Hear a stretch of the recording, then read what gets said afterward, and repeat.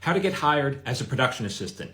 First thing I would do is go to Deadline Hollywood, which is like an industry trade website. And they'll have articles that say like so-and-so director has been attached to helm this project. More often than not, that's really just a press release, meaning the news isn't news. It actually happened a couple of months ago, but I would reach out to them. I wouldn't reach out necessarily to the studio, like Disney or Warner Brothers. You wouldn't do that. I wouldn't do that. I would reach out to the name of the production company. How do you know which is the production company? It'll have some weird name, like 4.5 nickels. You're like, what's that? That's the production company. Who do you want to talk to? Ideally, the producer or the production coordinator, but honestly, it's anyone who answers the phone. It could be the receptionist. You say, hey, I'm interested in becoming a production assistant. Is there any work available? And even if there isn't, there will be in the future. And you say, listen, okay, is it okay if I follow up with you in a couple of weeks? I promise I won't abuse the privilege. What are they going to say? Now you want to keep a spreadsheet on your computer, who you talked to, how you spoke to them, what you talked about, what their rank is, their title, and then you want to follow up in a couple of weeks. Maybe send them next time. If it's a phone call, this time you want to send them maybe an email. After the email, 2 weeks later, maybe you'll send them regular mail. Now that'll cost you postage, but no one gets mail anymore. So they will open it up. It's not going to go to their junk. They're going to open it up.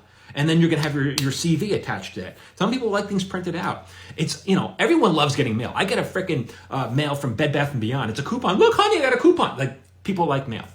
Okay, then you're going to keep doing that. Eventually, someone's going to call you up.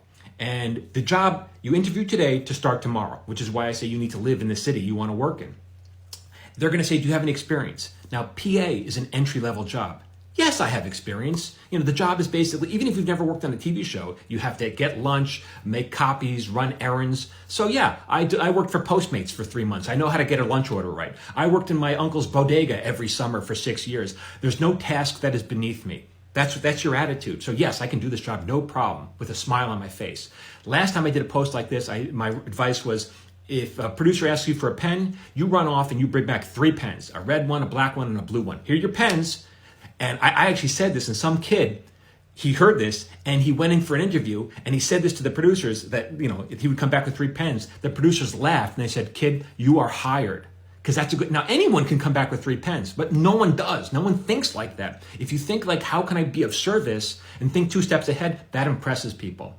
Now the job itself is low paying, the hours are long, it's not terribly fun after a couple of weeks, you don't want to do it. But if you have a good attitude, keep the negative attitude to yourself. If you have a good attitude, people will take you to your next job. Think of it like that. Think of it like you're being paid, although not a lot, but you are being paid to make contacts, to learn the industry, and to advance your career. And you're getting paid for that. If you have a good attitude, go so far.